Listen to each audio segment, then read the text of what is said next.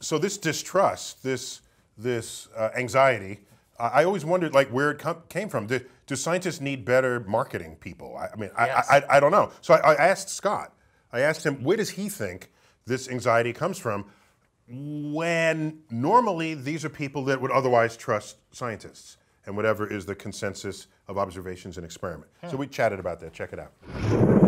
We came to call it, we're living in an age of distrust. And in my simpleton historian way, I go back to Watergate as being the beginning of modern distrust, right? We have distrusted each other since caveman days, and we can get into that. But the effect that Watergate had, two effects that Watergate had, was seeing the ruthlessness of money and power and politics, how far they can go. We're like, oh, we didn't trust politicians a little bit, but this was another level. The second one, which is very interesting with the internet, is who saved us from what could have been the outcome of Watergate. Woodward and Bernstein, two journalists.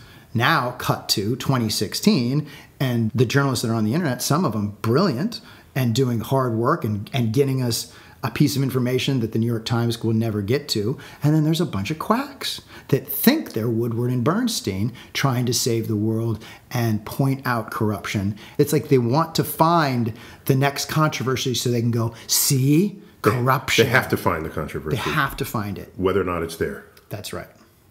Interesting analysis. And that anxiety, I'm surprised a lot of these people just even go outside. You know, if you follow through, you know what I'm saying? If you follow through on the level of anxiety they have, I'm like, so why aren't you under your bed right now?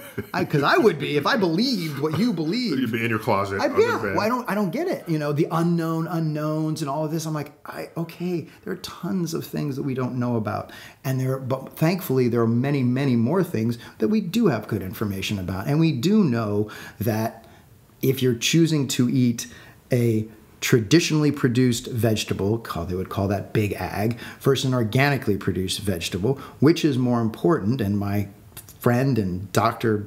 John Schwartzberg at the Berkeley Wellness Letter, somebody trying to communicate good science, said it's much more important to eat the vegetable than determine between those two vegetables, right? Eat the vegetable, eat the frozen vegetable, eat the canned vegetable, eat your vegetables. Sorry. Got on a mini. You got some buttons there, okay. Oh, yeah.